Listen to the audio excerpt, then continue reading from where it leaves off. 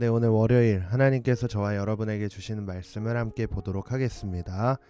오 제사장들아, 이제 이 훈계는 너희를 위한 것이다. 너희가 듣지 않으면 곧 너희가 내 이름을 경외하겠다고 마음을 다지지 않으면 내가 너희 위에 저주를 보낼 것이고 내가 너희 복을 저주로 만들 것이다. 만군의 여호와께서 말씀하셨다.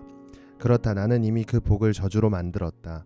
너희가 나를 경외하겠다고 마음을 다지지 않았기 때문이다. 보라, 너희로 인해 내가 너희 자손을 꾸짖겠다. 내가 너희 절기 희생물에게서 나온 오물을 너희 얼굴에 던질 것이고 너희를 그것과 함께 없애버릴 것이다.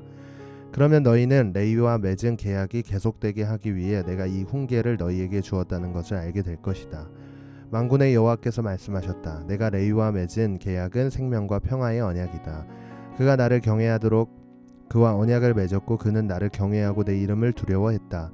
그의 입에는 진리의 법이 있고 그의 입술에서 죄악이라고는 찾을 수 없었다. 그가 나와 함께 평화롭고 올바르게 행했고 많은 사람을 죄악에서 돌아오게 했다. 제사장의 입술은 지식을 담아야 하고 사람들은 그의 입에서 율법을 찾는다. 그는 만군의 여호와의 사자이기 때문이다. 그러나 너희는 그 길에서 벗어났고 내 법으로 많은 사람들을 걸려 넘어지게 했다.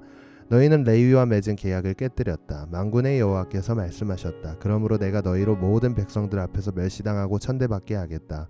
너희가 내 길을 지키지 않고 율법을 적용함에 있어서 치우침을 보였기 때문이다. 네, 묵상하기를 볼까요? 에스라에서 우리는 이스라엘 백성이 포로국에서 고국으로 돌아와 성전을 지은 이야기를 묵상했습니다. 이어지는 말라기서는 성전이 완공된 후 약 100년 정도 지난 때의 이야기입니다.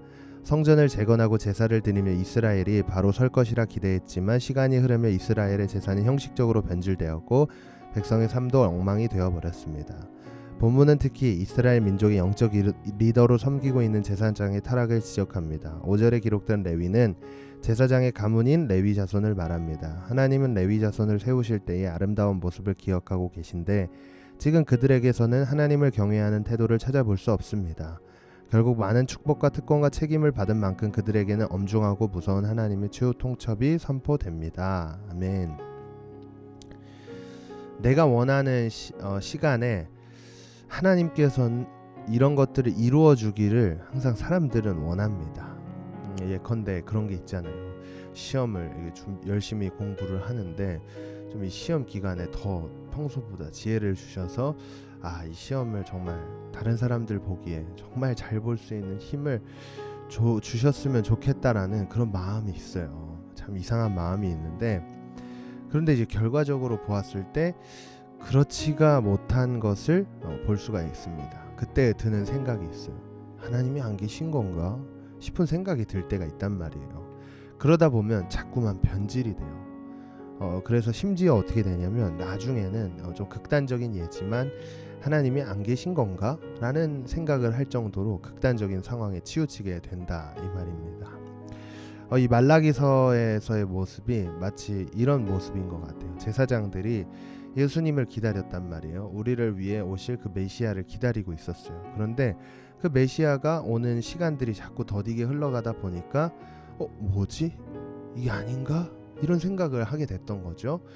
그래갖고 이 제사장들이 자꾸만 타락을 하게 된 거예요. 그런데 이 제사장들이 올바른 예배를 드려야 하는 일에 합당하게 해야 하지만 그렇지 못하고 변질된 모습을 이 본문 말씀을 통해서 보았는데요. 이 시대에 우리가 그런 모습으로 하나님을 섬기고 있지 않나를 한번 생각을 해봤으면 좋겠습니다.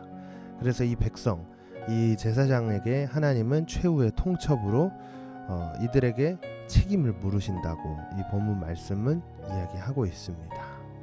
그래서 3절 말씀에 보면 보라, 너희로 인해 내가 너희 자손을 꾸짖겠다. 내가 너희 절기 희생물에게서 나온 오물을 너희 얼굴에 던질 것이고 너희를 그것과 함께 없애버릴 것이다. 네, 하나님은 이렇게 말씀하셨습니다. 여러분, 우리가 이런 상황에 치닫지 않기 위해서 어떻게 해야 될까요?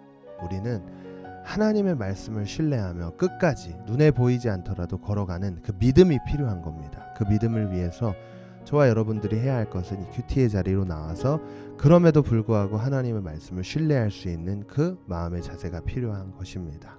오늘 그 마음의 자세를 하나님 앞에 간절히 구하는 저와 여러분들이 되었으면 좋겠습니다. 기도하겠습니다. 하나님 감사합니다. 오늘도 이 말씀 앞으로 부르셨고 이 말씀 앞에 결단할 수 있도록 우리에게 인도하셨습니다. 우리가 시험 기간을 앞두고 여러 가지로 또 시험 공부 때문에 힘든 상황 속에 있지만 그럼에도 불구하고 하나님께서 우리에게 맡기신 사명이 분명히 있다는 사실을 굳게 붙잡고 그 믿음이 흔들리는 것이 아니라 그 믿음 위에 굳게 서서 또 세워져서 하나님이 기뻐하시는 뜻을 따라 이 삶을 살아낼 수 있도록 은혜와 능력과 지혜와 힘과 권세와 능력을 더해 주시옵소서. 오늘 하루도 주님과 함께 동행하는 삶이 되길 원하오며 감사드리며 이 모든 말씀 예수님 이름으로 간절히 기도했습니다. 아멘.